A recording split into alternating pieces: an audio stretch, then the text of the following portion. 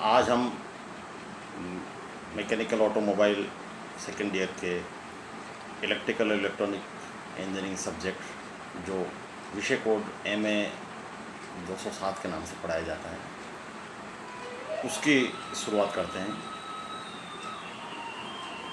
MA 207 जो विषय है इसमें इलेक्ट्रिकल और इलेक्ट्रिकल इंजीनियरिंग को पूरी तरीके से बच्चे को, जो मैकेनिकल इंजीनियरिंग पढ़ने वाला बच्चा है उस बच्चे को पूरी तरीके से पूरी इलेक्ट्रिकल और इलेक्ट्रिकल इंजीनियरिंग की बेसिक इन्फॉर्मेशन से परिचित कराया जाता है और उसकी लाभ, हानि, उपयोगिता और मेरिट, डिमेरिट्स या किसको हम क्यों सेलेक्ट करते हैं, इन सब बेसिक बातों से हम उसको परिचित कराते हैं।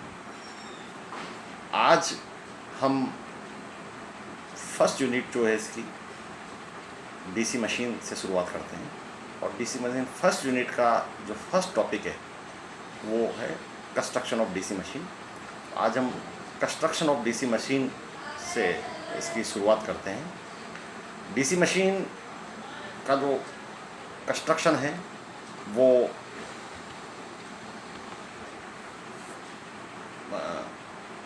कंस्ट्रक्शन में जाने से पहले मैं थोड़ा सा ये बता दूं कि भाई DC मशीन क्या होती है। DC मशीन एक electro mechanical energy conversion device है जो इलेक्ट्रिकल एनर्जी को मैकेनिकल एनर्जी में और मैकेनिकल एनर्जी को इलेक्ट्रिकल एनर्जी में परिवर्तित करती है या कन्वर्ट करती है। यह फ्लेमिंग के लेफ्ट और राइट हैंड रूल के अनुसार इसकी दिशा दी जाती है। यानी अगर हम 12th की फिजिक्स के हिसाब से बात करें तो वहाँ हम दो बात पढ़ते थे, मैग्नेटिक, दो केस पढ़ते थे, दो केसेस पढ़ते थे। मैग्नेटिक फील्ड में कंडक्टर का बिहेवियर कैसा होता है, उस बिहेवियर को हम दो कंडीशन में स्टडी करते हैं कि मैग्नेटिक फील्ड है, उस मैग्नेटिक फील्ड में एक कंडक्टर स्टेशनरी कंडीशन में रखा हुआ है और उसमें करंट फ्लो होता है। जब भी स्टेशनरी कंडीशन में रखे हुए कंडक्टर में करंट फ्लो होता है तो उस कंडक्टर फोर्स फील करता है और किसी भी दिशा में जो फोर्स फील करता है, इस प्रिंसिपल का जो एप्लीकेशन है वो हमारे DC मोटर के रूप में होता है। इसी प्रकार से मैग्नेटिक फील्ड में अगर कोई कंडक्टर गतिमान है या मूविंग कंडक्टर है तो उस मूविंग कंडक्टर में गति के कारण EMF इंड्यूस होता है और EMF इंड्यूस होने के कारण अगर सर्किट कंप्लीट है, पाथ बंद है, पाथ क्लोज्ड है तो उसमें धारा प्रवाहित होती है। ये केस जनरेटर का केस है। इसी को हमने काम में लेने के लिए, इस प्रिंसिपल को हमने DC मशीन में काम में लिया है। DC मशीन जब मैं बात करता हूँ तो DC मशीन का मतलब ये मोटर भी हो सकता है, जनरेटर भी हो सकता है, लेकिन अगर हमने इसमें इलेक्ट्रिकल इनपुट देके मैकेनिकल आउटपुट लेते हैं तो ये मोटर का केस है। अगर इसमें हमने मैकेनिकल इनपुट देके आउटपुट इलेक्ट्रिकल लेते हैं तो ये जनरेटर का केस है। फील्ड हमेशा होगा, कंपलसरी होगा। DC मशीन का रिक्वायरमेंट है कि इसमें एक मैग्नेटिक फील्ड होगा और उस मैग्नेटिक फील्ड में या तो हम इलेक्ट्रिकल इनपुट देंगे या मैकेनिकल इनपुट देंगे। इलेक्ट्रिकल देंगे तो मैकेनिकल प्रोड्यूस होगा, मैकेनिकल देंगे तो इलेक्ट्रिकल प्रोड्यूस होगा। अगर प्रोड्यूस जो होता है वो इलेक्ट्रिकल सिग्नल मिलता है हमारे को, इलेक्ट्रिकल पावर आउटपुट के रूप में मिलती है तो जनरेटर का केस होगा।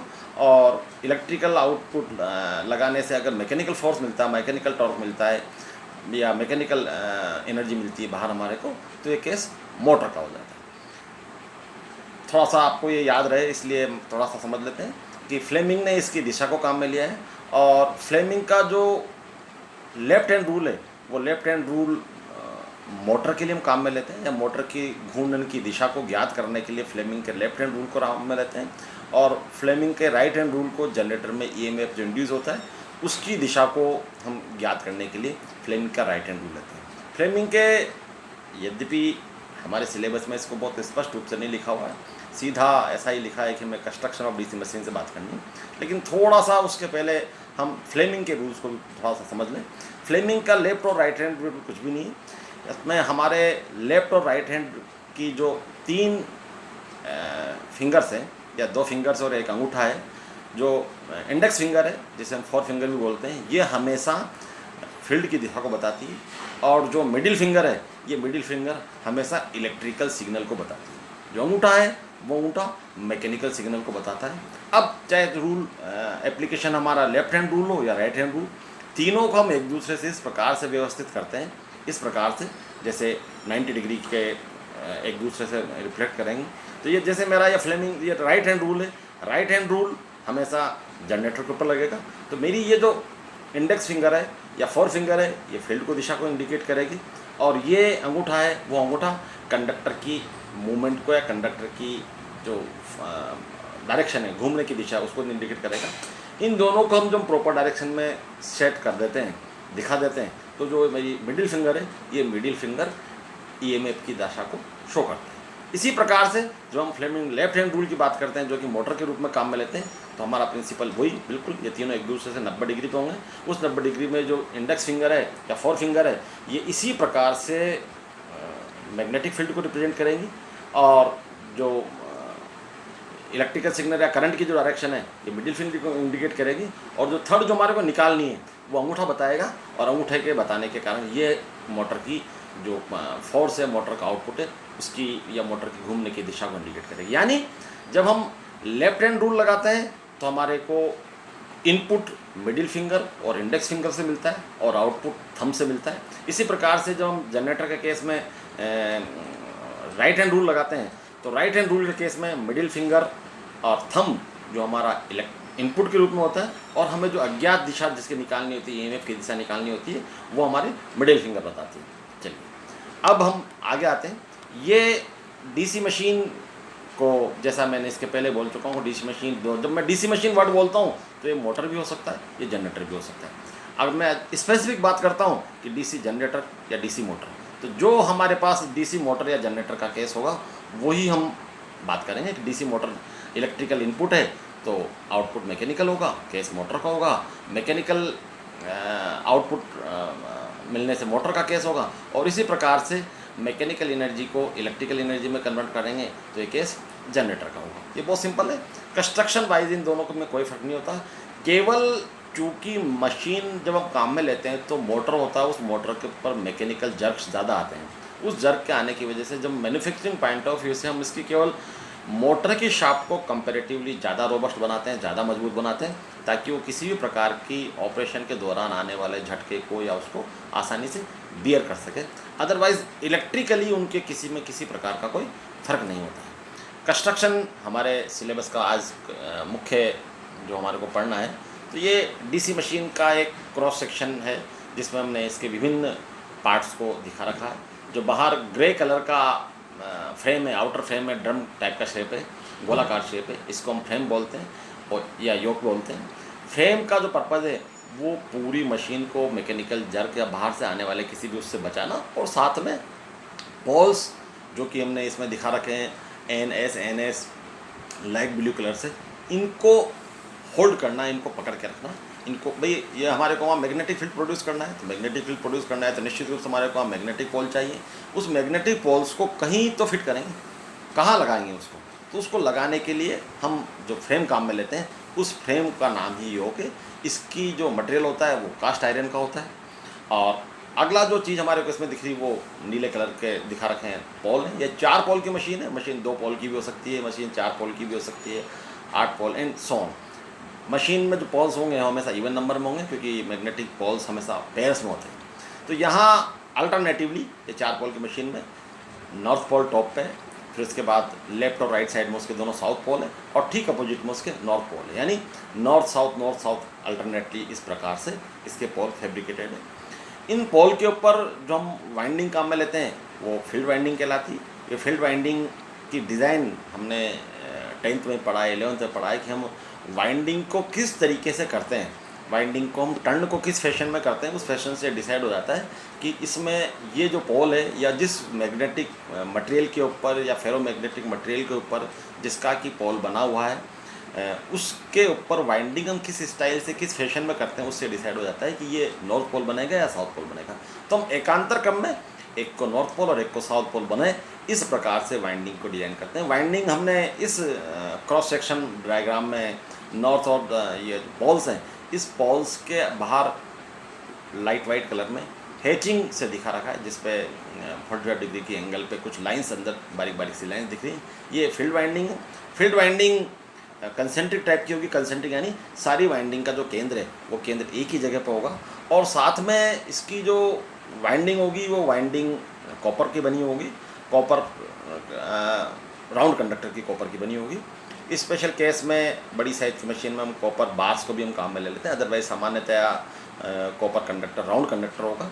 और अगला जो चीज़ें वो जो पोल्स हैं वो पोल्स नीचे से जो आखिर में पोल्स का जो एंड है वो एंड नीचे से थोड़ा सा गोलाकार घोड़े के खुर के जैसा बना हुआ है, और साथ में वो थोड़ा सा जो पोल्स का अंदर के शेप कंपैरिजन में थोड़ा सा टेपर्ड है, बाहर की तरफ निकला हुआ है, ताकि ये जो फील्ड वाइंडिंग है उस फील्ड वाइंडिंग को होल्ड कर सके। मैकेनिकल डिवाइस है, जब ये चलेगी हाई स्पीड पे तो वाइब्रेशन की वजह से इसकी फील्ड वाइंडिंग्स कहीं सरक के या खुल के नीचे ना आ जाए, इसलिए उसको रोक के रखने के लिए हमने नीचे से उसको इंटेंशनली थोड़ा सा हल्का सा इसको एलोब्रेट करके फैला के रखा हुआ, और इसको गोलाकार बना के घोड़े के खुर के शेप में बनाया है, ताकि ये फ्लक्स को ज़्यादा यूनिफॉर्मली डिस्ट्रीब्यूट कर सके, और यहाँ किसी प्रकार का एयर गैप में फ्लक्स ज़्यादा से ज़्यादा यूनिफॉर्म हो। अगर फ्लक्स एयर गैप में यूनिफॉर्म नहीं होगा तो हमारे को कुछ प्रकार की प्रॉब्लम होती है, और ब्रशेस के ऊपर थोड़ी सी स्पार्किंग की प्रॉब्लम होती है।